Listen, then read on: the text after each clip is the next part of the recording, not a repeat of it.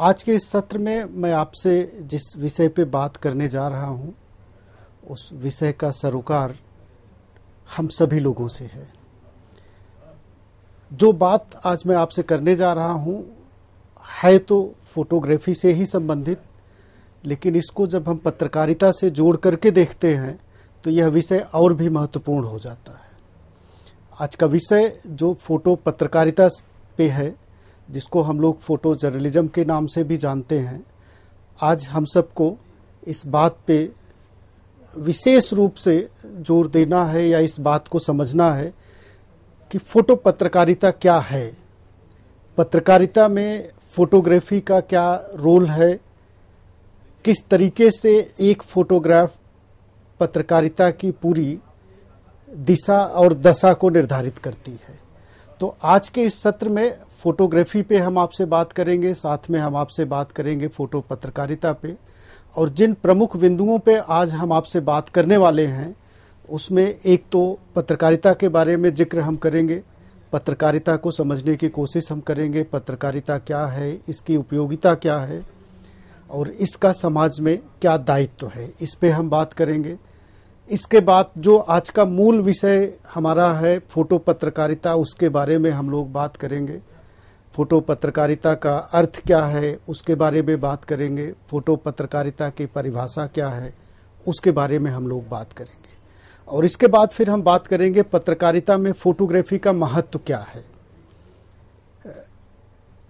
Photo पत्रकारिता की अगर बात की जा रही है तो निश्चित रूप से फोटो पत्रकार की भी बात की जाएगी, और फोटो पत्रकार की बात की जाए तो उसके गुण और दोष पे चर्चा ना की जाए ऐसा तो संभव नहीं है। तो फोटो पत्रकार के गुण पे भी हम बात करेंगे, और फोटो पत्रकारिता से संबंधित शर्तें क्या हैं और भारतीय संविधान के अनुसार फोटो पत्रकार के लिए क्या चीज़ें ज़रूरी हैं जिसका उसको पालन करना चाहिए, इस विषय पे भी हम बात करेंगे। और इस सत्र के अंत में हम आपसे बात करेंगे फोटो पत्रकारिता के ज़रूरी साधन के बारे में, कौन से ऐसे साधन हैं जो बहुत ही उपयोगी हैं फोटो पत्रकारिता के लिए। तो शुरुआत इस सत्र की हम लोग करते हैं पत्रकारिता से। पत्रकारिता जिसके विषय में आप लोग अच्छे से जानते होंगे, जिसके विषय में आपने बहुत कुछ पढ़ा होगा। बहुत विस्तार में तो पत्रकारिता पे चर्चा हम नहीं करेंगे क्योंकि हमारा जो आज का मूल विषय है वह फोटो पत्रकारिता है, और फोटो पत्रकारिता जो है वह पत्रकारिता की एक विधा है। कहने का तात्पर्य यह है कि जब हम पत्रकारिता की बात कर रहे हैं तो पत्रकारिता के जितने भी माध्यम हैं, वह चाहे परंपरागत माध्यम हो जिसको हम लोग ट्रेडिशनल मीडियम कहते हैं, या प्रिंट मीडिया या प्रिंट मीडियम की बात करते हैं, रेडियो की बात आप करें, टेलीविज़न की बात करें, आप फिल्म की बात करें, या जो ऑनलाइन मीडियम है उसकी बात हम करें, तो इन सारी चीज़ों पे बात करने से पहले हम लोगों को यह समझ लेना बहुत ज़रूरी है कि पत्रकारिता है क्या, पत्रकारिता का दायित्व क्या है, और फोटो पत्रकारिता जिसकी बात आज हम आपसे करने जा रहे हैं इस सत्र में, जिस पे हम आपसे चर्चा करेंगे, उसका दायित्व क्या होना चाहिए। हालांकि पत्रकारिता को मूल रूप से अगर हम लोग समझने का प्रयास करें तो पत्रकारिता एक ऐसी विधा है जिसमें सामान्य रूप से सामान्य जन से या आम जन से या जन सरोकारों से संबंधित जो सूचनाएं होती हैं उसका संकलन और संप्रेषण ही पत्रकारिता का मुख्य कार्य होता है या दायित्व होता है। हालांकि पत्रकारिता के विषय में आज जो चर्चा की जाती है, पत्रकारिता मिशन है या पत्रकारिता व्यवसाय है, उसके बारे में तो हम बहुत विस्तार में चर्चा नहीं करना चाहेंगे, लेकिन मैं सिर्फ आपसे इतनी बात साझा करना चाहूँगा कि जब भी हम लोग पत्रकारिता की बात करते हैं, अगर हम आज़ादी से पूर्व की पत्रकारिता की बात करते हैं तो हम ऐसा मान लेते हैं कि पत्रकारिता एक मिशन है, और आज़ादी के बाद की जब हम बात करते हैं तो हमने पत्रकारिता को एक व्यवसाय के रूप में देखा है या एक व्यवसाय के रूप में जाना है। और पत्रकारिता की जब बात की जाती है तो पत्रकारिता जगत में आज तमाम तरीके के रोजगार के भी अवसर हैं। और जब हम रोजगार की बात करते हैं तो इसका मतलब निश्चित रूप से इसका सीधा संबंध जो होता है वो रोटी कपड़ा मकान और शिक्षा स्वास्थ्य से संबंधित होता है। तो इसके द्वारा बहुत से लोग ऐसे हैं जो पत्रकारिता जगत में जुड़े रह करके अपना भरण पोषण भी करते हैं। तो पत्रकारिता एक तरीके से एक ऐसा विषय है जिसका मूल उद्देश्य ये होता है कि जो सामान्य जन सरोकारों से संबंधित सूचनाएं हैं उसका संकलन करना और फिर उसका संप्रेषण करना, ये पत्रकारिता का मूल उद्देश्य है। और पत्रकारिता के इस उद्देश्य की पूर्ति के लिए जो माध्यम हैं, जो मास मीडिया या मास मीडियम जिसको हम जन माध्यम कहते हैं, उन जन माध्यमों में विशेष रूप से अगर सबसे पहले बात की जाए तो वो परंपरागत माध्यम थे। परंपरागत माध्यम जैसा कि जो ग्रामीण क्षेत्रों में आज भी प्रचलित है, उसके द्वारा सूचनाओं का संकलन और संप्रेषण किया जाता था। 1780 के बाद अगर हम भारत के परिदृश्य की बात करें तो 1780 के बाद जब पहला समाचार पत्र जेम्स ऑगस्टस हिक्की के द्वारा हिक्की गजट नाम से प्रकाशित किया गया, तो उसके बाद मुद्रित माध्यम आए। मुद्रित माध्यमों में हालांकि ऐसा नहीं है कि सिर्फ हम समाचार पत्रों की बात करते हैं, मुद्रित माध्यम में समाचार पत्र भी आते हैं, मैगजीन भी आती है, बुक्स या किताबें भी आती हैं। जो कुछ भी मुद्रित या पब्लिश मीडियम होता है वो मुद्रित माध्यम में आता है। इसके बाद फिर रेडियो का आविष्कार हुआ। रेडियो का आविष्कार हुआ तो जो सूचनाएं थी उसको ऑडियो के द्वारा या साउंड के द्वारा प्रेषित किया जाने लगा। फिर टेलीविजन का आविष्कार हुआ। टेलीविजन में हमारे पास साउंड के या ऑडियो के साथ साथ वीडियो, जो कि फोटोग्राफ का ही एक प्रारूप है, वीडियो को साथ साथ प्रेषित किया जाने लगा। और फिल्म का भी एक बहुत ही प्रभावशाली असर हमारे समाज पर हमेशा रहा है। फिल्मों के माध्यम से भी तमाम तरीके की कुरीतियों पे हमने एक तरीके से कुरीतियों को समाज से हटाया है और तमाम तरीके की सूचनाएं साझा की हैं लोगों से। तमाम तरीके की ऐसी समस्याएं जो समाज में व्याप्त थी उसको लेकर के लोगों को जागरूक किया। उसके बाद फिर ऑनलाइन मीडियम आया जो कि इंटरनेट बेस्ड है, इंटरनेट पे आधारित मीडियम है। लेकिन इस मीडियम के द्वारा भी जो सूचनाएं हमने संकलित किया या जिन सूचनाओं का संप्रेषण हमने किया या जिन सूचनाओं को प्रचारित प्रसारित हमने किया, उसमें भी कमोबेश वही सारे तत्व थे जो हम प्रिंट, रेडियो, टेलीविजन या फिल्म में उपयोग में लाते थे। तो पत्रकारिता में समझने के लिए सबसे महत्वपूर्ण बात यह है कि जिन चीज़ों का संकलन या जिन चीज़ों का संप्रेषण किया जाता है वो मूल रूप से सूचना का होता है। अब सूचना जिसका संकलन हम करते हैं या सूचना जिसका संप्रेषण हम करते हैं वह या तो शब्दों के माध्यम से होता है, या तो चित्र के माध्यम से होता है, या तो विजुअल के माध्यम से होता है। तो इन्हीं सारी चीज़ों को हम संकलित करते हैं और संकलित करने के बाद उसको संप्रेषित करते हैं। अब अगर आप प्रिंट मीडिया की बात करें तो प्रिंट मीडिया में भी आपको एक तरीके से जो सूचनाएं मिलती हैं वो शब्दों के साथ साथ चित्र के माध्यम से भी मिलती हैं। और चित्र जो है जिसको हम लोग फोटोग्राफ कहते हैं वो बड़ा ही महत्वपूर्ण तत्व होता है प्रिंट मीडिया के लिए। हालांकि रेडियो में चित्र तो नहीं होता है, हमारे पास कोई फोटोग्राफ नहीं होता है, लेकिन रेडियो में शब्दों के द्वारा ही चित्र उकेरने का प्रयास हम करते हैं जिसको शब्द चित्र हम कहते हैं। टेलीविजन में हमारे पास ध्वनि भी होती है, चित्र भी होता है, उसी तरीके से फिल्म भी है। फिल्म में भी हमारे पास ऑडियो और वीडियो दोनों चीज़ें होती हैं। वीडियो जो होता है उसमें पिक्चर्स भी होती हैं जिसको चित्र हम कहते हैं, और भी दूसरे फॉर्म्स जो होते हैं वो चाहे आप एनिमेशन की बात करें चाहे आप ग्राफिक्स की बात करें, वो सारी चीज़ें होती हैं। और ऑनलाइन माध्यम तो ऐसा माध्यम है जिसमें इन सारे चीज़ों का समावेश है। वो चाहे आप शब्द की बात करें, आप ध्वनि की बात करें, आप चित्र की बात करें, आप विजुअल की बात करें, इन सारी चीज़ों का समावेश जो है वो ऑनलाइन माध्यम में किया जाता है। तो सामान्यतः अगर पत्रकारिता की हम लोग बात कर रहे हैं तो पत्रकारिता में जो सूचनाओं का संकलन और सूचनाओं का संप्रेषण किया जाता है उस उद्देश्य की पूर्ति के लिए फोटोग्राफ या चित्र या तस्वीर जिसको हम कहते हैं, उसका सबसे अहम रोल होता है या सबसे उपयोगी होता है। आज इसी विषय पे हम आपसे चर्चा करेंगे, क्योंकि हम आपसे बात करने जा रहे हैं फोटो जर्नलिज्म पे बात करने जा रहे हैं। अब बात यह है कि जब हम फोटो जर्नलिज्म की बात कर रहे हैं तो फोटो जर्नलिज्म में बात करने के लिए हमारे पास क्या चीज़ है, फोटो जर्नलिज्म क्या है, इसको समझ लेना बड़ा जरूरी होता है। अब फोटो जर्नलिज्म जिसको हम फोटो पत्रकारिता कहते हैं, यह एक ऐसी विधा है जिसमें सूचनाओं का संकलन और संप्रेषण लिखित रूप में न करके चित्रों के माध्यम से किया जाता है। उदाहरण के तौर पे अगर आप लोग किसी अखबार की बात करें या किसी मैगजीन की बात करें या किसी पुस्तक की बात करें, तो उसमें सामान्यतः दो चीजें आपको मिलती हैं। एक तो शब्द मिलता है, दूसरा चित्र मिलता है।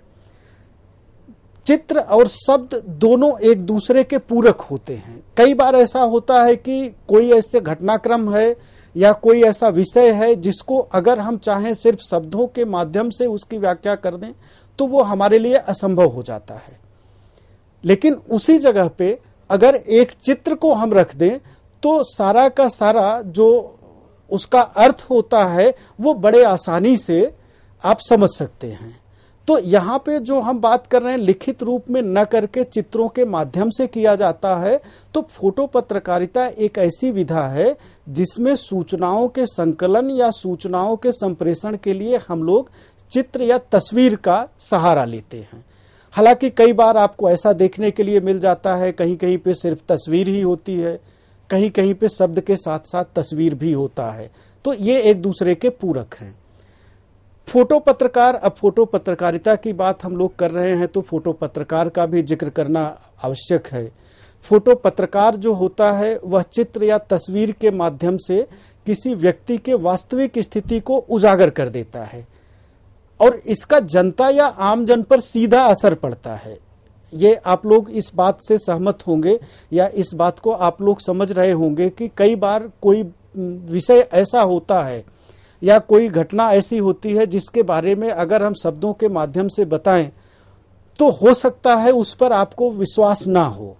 आपको ऐसा लग रहा हो कि उसके बारे में जो कुछ भी हम आपसे बता रहे हैं इसमें हमारा अपना कोई स्वार्थ निहित हो सकता है या उसमें हम किसी तरीके से जोड़ तोड़ कर रहे हैं जिसको मैनिपुलेशन कहते हैं।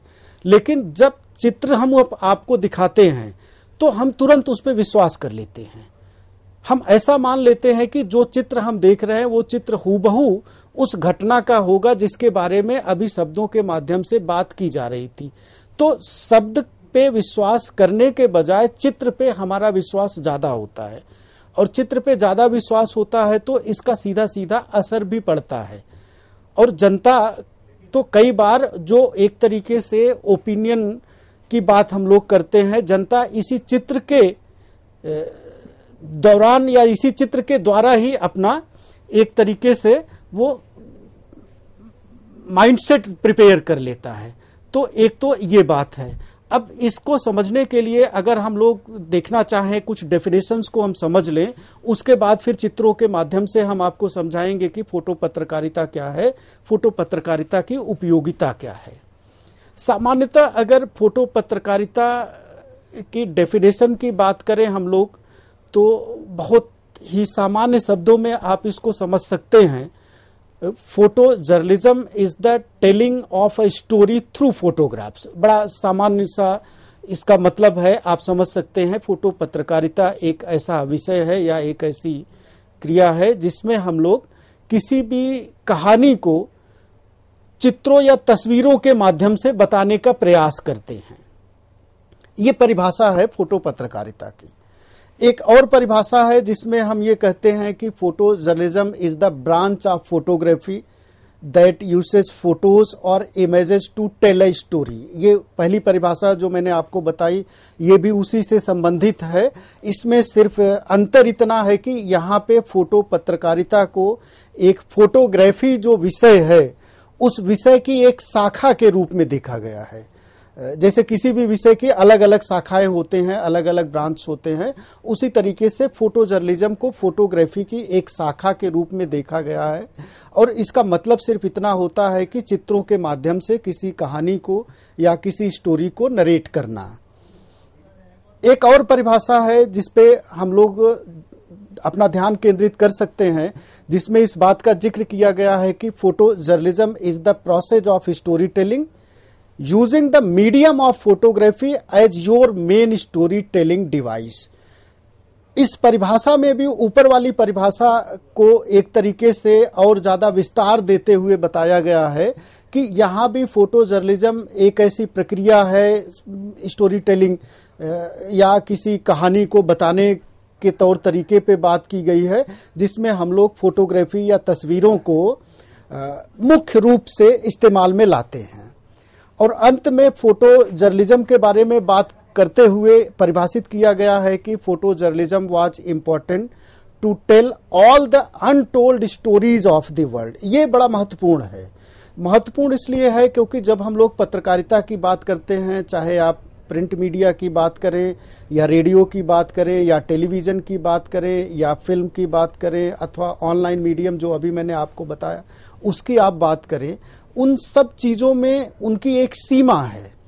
कई बार क्या होता है कि लिखते हुए हम बहुत सारी चीज़ें छोड़ देते हैं, लेकिन फोटो पत्रकारिता एक ऐसी विधा है जिसमें इतनी ताकत होती है कि बहुत सारी चीजें जो बताई नहीं जा सकती हैं, जो समझाई नहीं जा सकती हैं, उसको एक चित्र के माध्यम से समझाया जा सकता है। ये सबसे महत्वपूर्ण बिंदु है फोटो पत्रकारिता की परिभाषा की, जिसमें हम लोग ये बात करते हैं कि photo journalism was important to tell all the untold stories of the world. और बहुत सारे चित्र या तस्वीरें हमने ऐसी देखी हैं जिनके बारे में लिखित रूप में कहीं कोई जिक्र नहीं किया गया है। तो ये जो है ये हमारे फोटो जर्नलिज्म या फोटो पत्रकारिता की परिभाषा के बारे में बात की जा रही है। अब फोटो पत्रकारिता को समझने के लिए हम आपसे कुछ चित्रों का सहारा लेंगे, क्योंकि फोटोग्राफी की बात की जा रही है, फोटो पत्रकारिता या फोटो जर्नलिज्म की बात की जा रही है, तो उसको फोटो के द्वारा ही समझना ज़्यादा आसान होगा या तस्वीरों के द्वारा ही समझना आसान होगा। तो अभी यहाँ पे कुछ चित्र हम आपके से स्क्रीन पे साझा कर रहे हैं जो कि आप देख सकते हैं, और मुझे उम्मीद है कि आप इसके बारे में इस संदर्भ को समझ भी गए होंगे कि ये चित्र कैसा है, किस समय का है, किस स्थिति का है और क्यों इस चित्र को हमने आपसे साझा किया है।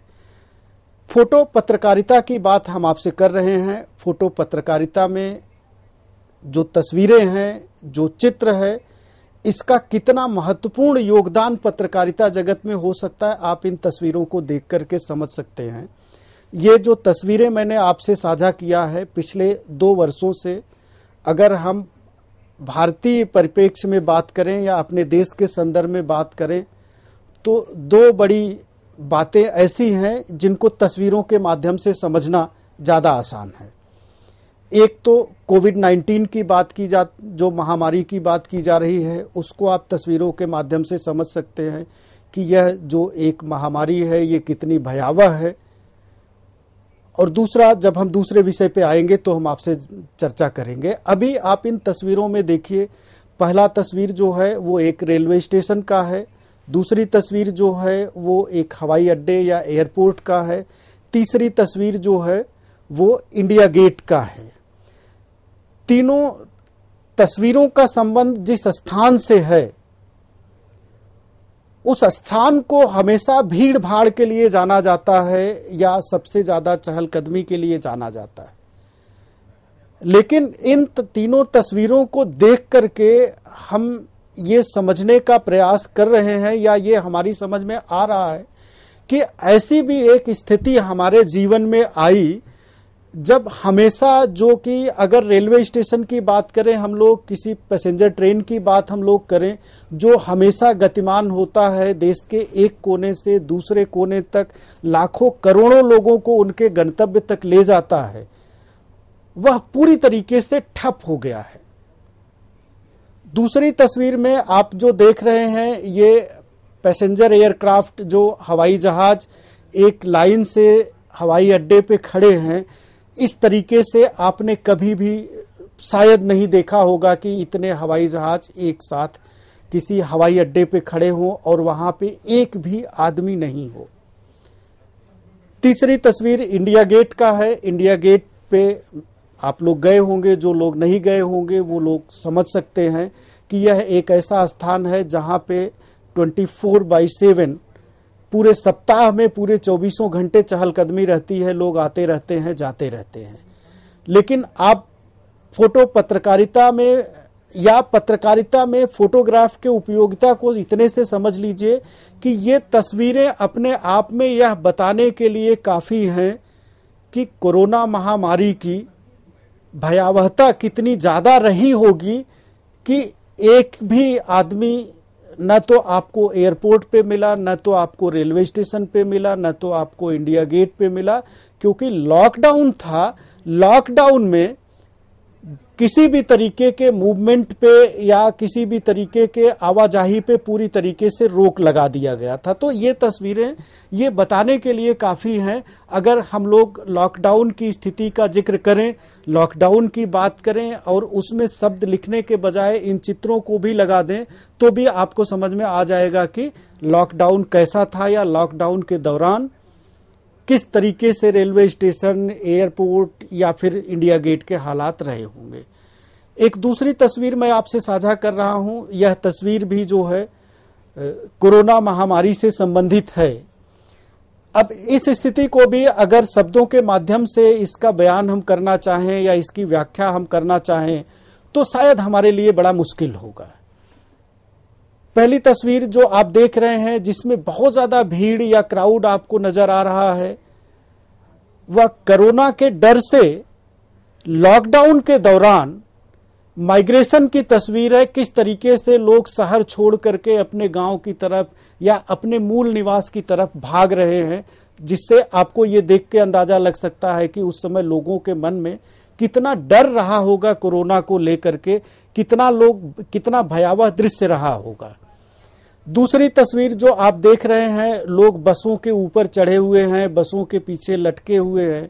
इस तस्वीर से भी आपको अंदाजा लग सकता है कि लोग कितने डरे हुए होंगे और लोगों को अपने घर की तरफ जाने की कितनी जल्दी रही होगी। हालांकि माइग्रेशन के इस तस्वीरों के अलावा भी बहुत सारे तस्वीर पिछले 1 साल में आपने या 1.5 साल में आपने अखबारों के माध्यम से या टेलीविजन के माध्यम से या फिर पत्रिकाओं के माध्यम से देखा होगा, जिसमें बहुत ही भयावह दृश्य या मंजर देखने के लिए आपको मिला होगा कि लोग पैदल चलते चलते सड़क पर गिर पड़े और उनकी जान निकल गई।